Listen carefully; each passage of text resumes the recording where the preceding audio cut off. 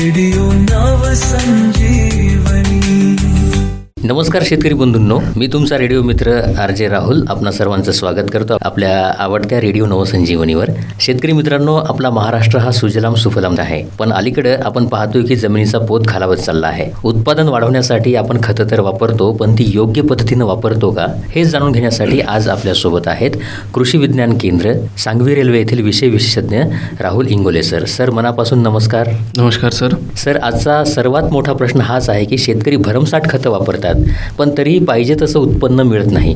नक्की कुठे चुकत असेल बरं? नमस्कार सर. खतांचा संतुलित वापर या विषयावर सर सध्या पूर्ण भारतभरात एक मोहीम चालू असून रासायनिक खतांचा कमीत कमी उपयोग करून पर्यायी खतांचा वापर वाढवण्यासाठी ही जनजागृती मोहीम चालू असून यामध्येच आजचा आपला विषय राहणार आहे.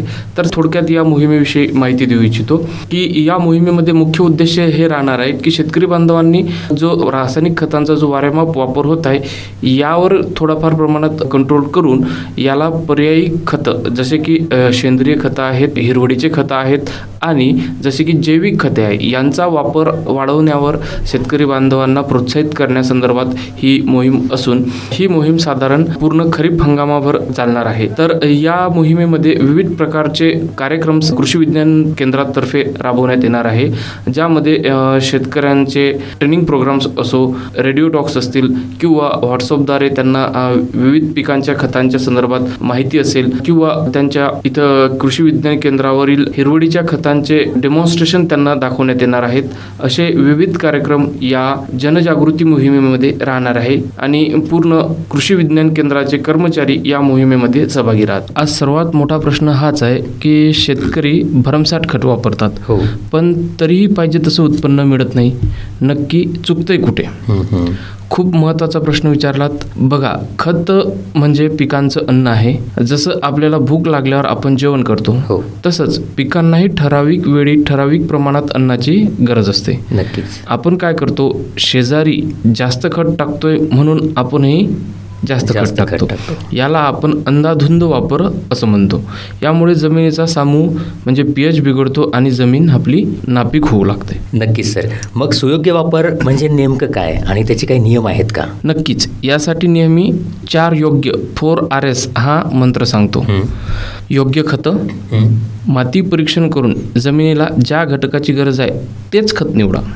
दुसरा, योग्य मात्रा, गरजेपेक्षा जास्त खतं नको आणि कमीही नको. तिसरा, योग्य वेळ, पिकांच्या वाढीच्या अवस्थेनुसार खतं द्या, उदाहरणार्थ पेरणेवेळी, फुटवे येताना. आणि चौथी, योग्य पद्धत, खतं नुसतं फेकून न देता ते झाडांच्या मुळाशी पोहोचेल अशा पद्धतीने, उदाहरणार्थ रिंग पद्धत किंवा ड्रिपद्वारे द्यावे. अच्छा, म्हणजे केवळ फक्त युरियावर अवलंबून शेतकरी बांधवांना राहून चालणार नाही का? अगदी बरोबर. केवळ रासायनिक खत वापरण्यापेक्षा त्यात शेणखत, कंपोस्ट खत आणि हिरवळीच्या खतांचा समावेश करा. यामुळे जमिनीतील सेंद्रिय कर्ब वाढतो आणि रासायनिक खताची कार्यक्षमताही सुधारते. वा, म्हणजे आधी आपण म्हणालात की रासायनिक खतं शेतकरी बांधव चढाओढीनं किंवा स्पर्धेनं टाकतात जमिनीमध्ये, नाही का? तर त्याच स्पर्धेनं, त्याच चढाओढीनं शेणखत, गांडूळ खत आणि हिरवळीची खतं देखील वापरायला पाहिजेत. वा, म्हणजे संतुलित आहार जसा माणसाला हवा तसा जमिनीलाही हवा. जाता जाता आमच्या शेतकरी बांधवांना काय सल्ला द्याल सर आपण?